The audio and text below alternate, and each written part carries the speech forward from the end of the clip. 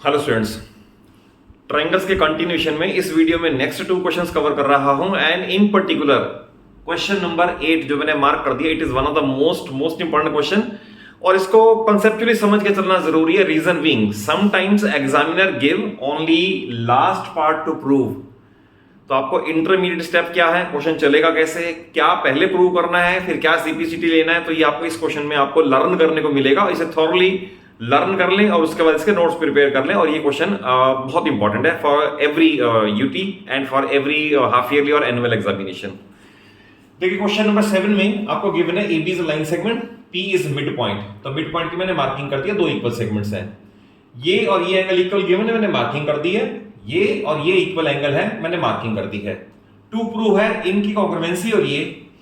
तो देखिए इसके अंदर अगर मान लो एग्जामिनर टीचर ये दे दे कि prove that AD is equal to B, that is congruency ना दे, तो अब आपको क्या करना है, आपको सबसे पहले ये सोचना है कि AD और BE कौन सी ट्रायंगल्स में आ रहे हैं जिनकी कॉन्ग्रुएंसी के सीपीसीटी में ये रिजल्ट निकल सकता है। जैसे आपको अगर ये प्रूव नहीं भी करना, यहां पहुंचना है, तो AD आप देखें तो AD आ रहा है इस ट्रायंगल में ADP में और BE आ रहा है इस ट्रायंगल में।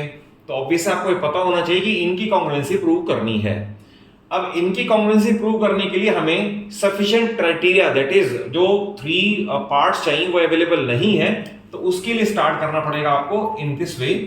जो आपको एंगल इक्वल दे रखे हैं, एंगल EPA ये वाला EPA is equal to DPB ये आपको गिवन है। और अगर ये गिवन है और दोनों तरफ लेटर से ये एंगल 1 ऐड कर दें, तो इसके बाद लिखे adding angle 1 to both side, angle 1 to both sides. तो आप फिगर को विजुअलाइज करो कि फिगर में क्या बनता है। तो angle EPA plus angle 1 should be equal to angle DPB plus angle 1, दोनों तरफ एंगल 1 ऐड कर दिया। And if we look it carefully तो EPA है इतना, इसमें 1 ऐड हो जाएगा तो बन जाएगा DPA। तो angle DPA is equal to, अगर DPA हो गया और इसमें अगर 1 ऐड हो जाएगा तो ये बन जाएगा EPB।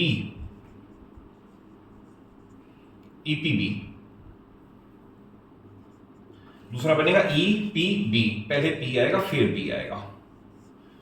अब इनकी कॉन्ग्रुएंसी के लिए आई will right in triangle DAP and triangle EBP। तो देख इसमें क्या क्या अवेलेबल है। अगर मैंने कहा DAP, तो DAP है ये ट्रायंगल, इस ट्रायंगल के पास ये वाला एंगल A है, तो इसके पास एंगल B है, तो I will write angle A is equal to angle B given. Then अगर DAP के पास पार्ट AP है तो उसके पास पार्ट BP है, ये भी आएगा गिवन, क्योंकि आपको दे रखा है P is the mid point of line segment AB। और उसके बाद एंगल APD कहें या DPA कहें, एक ही बात है। Angle DPA is equal to angle, अगर DPA कहा है तो फिर DPB आएगा, तो DPB ये आप लिखोगे प्रूव्ड अबव, क्योंकि अभी ये प्रूव किया था यहां पर। DPA is equal to EPB, यहां आएगा प्रूव्ड अबव। और आप इसके अंदर देखिए क्या क्राइटेरिया अप्लाई हुआ, ये angle side angle is equal to angle side और एंगल। तो देयरफॉर बाय ASA रूल से लिख लोगे ये कॉम्प्लीमेंट, ये सामने लिखोगे रिजल्ट 1, ये हो गया रिजल्ट 1। अब रिजल्ट 1 के बाद हमें इस ट्रायंगल में, क्योंकि हमने ये साइड यूज कर लिया है, बाकी दो पेयर बचे हुए हैं, तो AD और BE they can be taken as CPCT and result 2। तो it is the complete solution of this question. अब इस क्वेश्चन पे है जो बहुत इंपॉर्टेंट है, और ये आपको मैंने बता दिया, ऐसा जरूरी नहीं कि आपको स्टेप वाइज यही पार्ट्स बीच में दे रखे हो। अगर क्वेश्चन यही हो और आपसे ये पूछा जाए prove that CM is equal to half AB, तो देखिए इसे कैसे करना है। तो पहले आप क्वेश्चन को सिर्फ लैंग्वेज पढ़ के फिगर बनाना सीखें। इसमें आपको दे रखा है triangle ABC is right angle at C, बना दिया। उसके बाद दे रखा है M is the mid point of AB, M mark कर दिया और इक्वल पार्ट्स दे दिए। उसके बाद गिवन है CM is joined and produce up to D such that DM is equal to CM, मैंने ये भी मार्किंग कर दिया। And then DB is joined.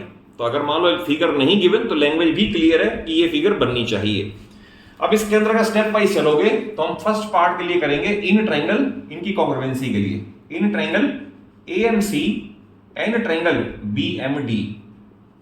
तो तो आपने पहले AMC लिखा, AMC के पास AM, अगर इधर AM है तो इधर BM, तो रीजन सामने आएगा, गिवन है ये।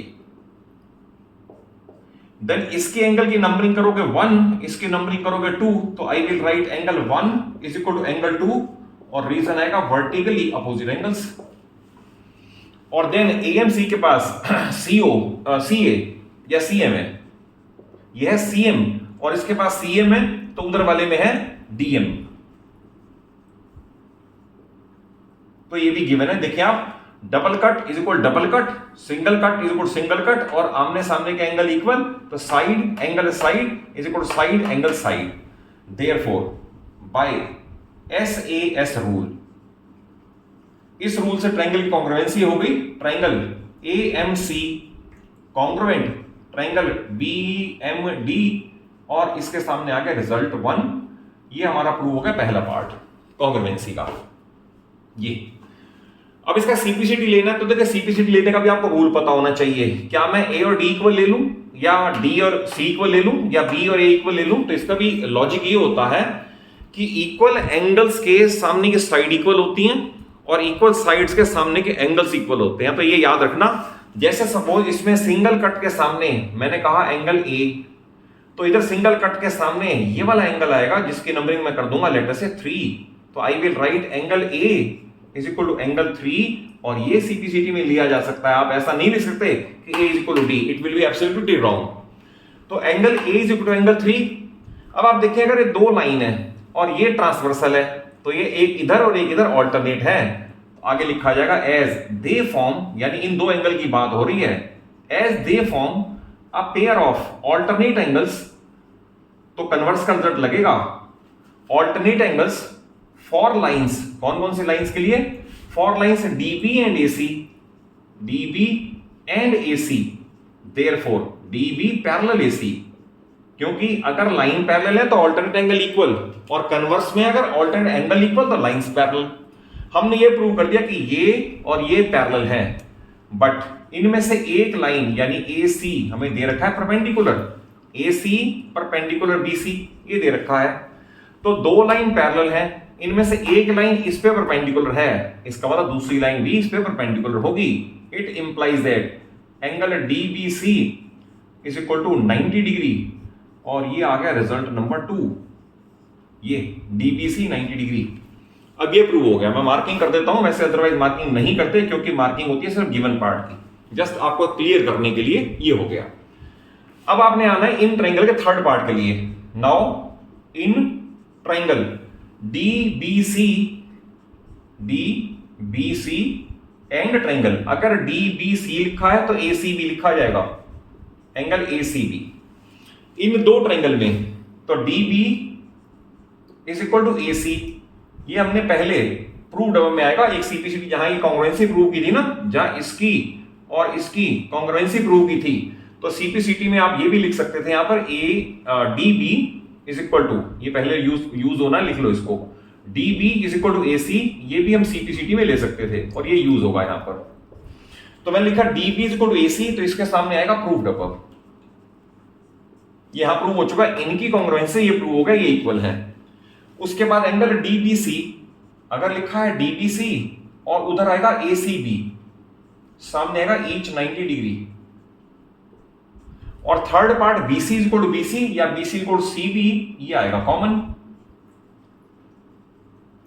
तो देखिए इसके अंदर अप्लाई हुआ side angle side is equal to side angle side, तो देयरफॉर बाय SAS इस रूल से ट्रायंगल DBC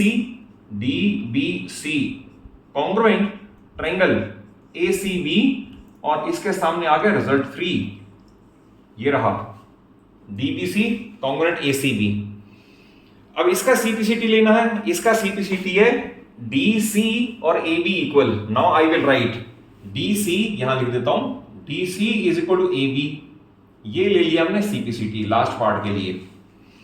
अगर DC और AB इक्वल है और इसके दो पार्ट है, तो DC को भी लिख सकते हो आप DM plus MC, DM plus MC is equal to AB, और DM और CM बराबर है, तो we can write twice CM या ट्वाइस MC, एक ही बात है, twice CM is equal to AB, और 2 यहां मल्टीप्लाइड है, इधर आके डिवाइड हो जाएगा, तो therefore CM is equal to half of AB and it is the fourth part और द फाइनल रिजल्ट।